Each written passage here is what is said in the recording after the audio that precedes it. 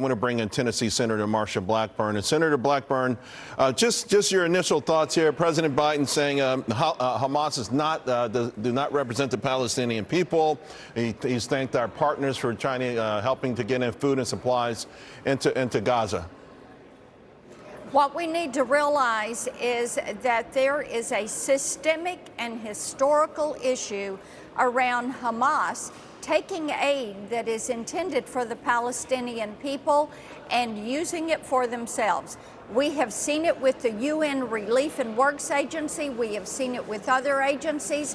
Last week, Hamas stole the money, the food, the fuel, the supplies, medical supplies that were coming into Gaza. We know that they have done this for years. And it is important for us to be clear-eyed about this and realize if we are putting that aid in there, that there is a high probability that Hamas is going to intercept those deliveries. The best way to ensure that we are going to get aid to the Palestinian people who need aid is to make certain that we eradicate Hamas. And that is what Israel is trying to do, Charles.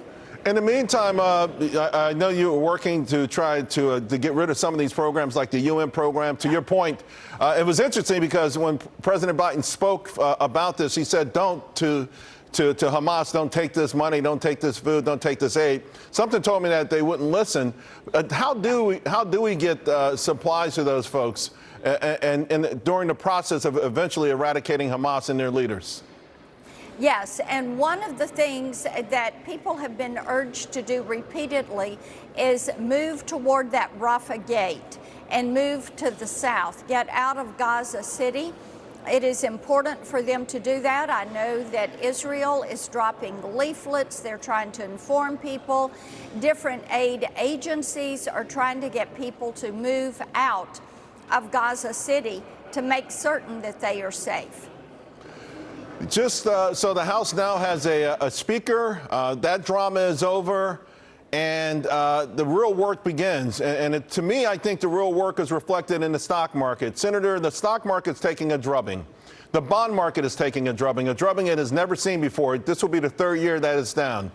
And finally, Wall Street, I'm talking about the big-time folks on Wall Street, are finally pointing to spending.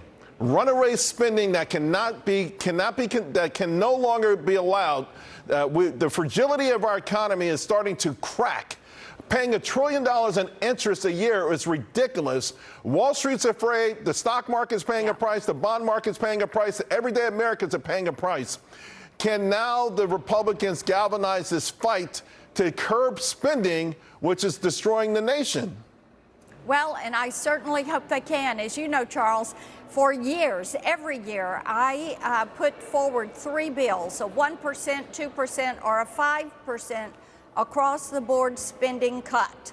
We are spending away our children's future and their shot at the American dream.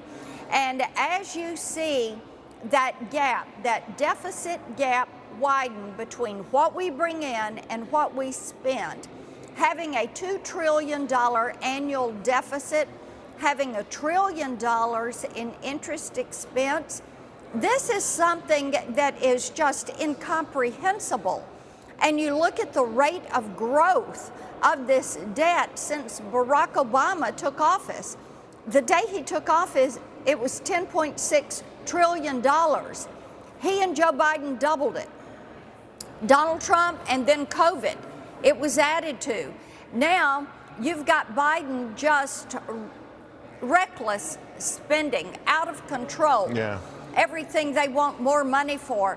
And the market is responding and is saying, hey, look, get your fiscal house in order. We need to pass my spending cut bills. We need to freeze federal hiring. We need to freeze federal salaries. And we need to start to reform the federal government so that we right-size these agencies. And while we're at it, let's move a lot of these agencies out of Washington, D.C., where they're around real people with real lives, who are fighting over how to make ends meet because of this inflation. Yeah, the disconnect is appalling, but now it's painful. And I don't even know if there's time to turn it around. But, Senator, you've had some amazing ideas, and now's the time to reintroduce them to everyone, including your colleague, Senator Blackburn. Thank you very much. You got it. All right.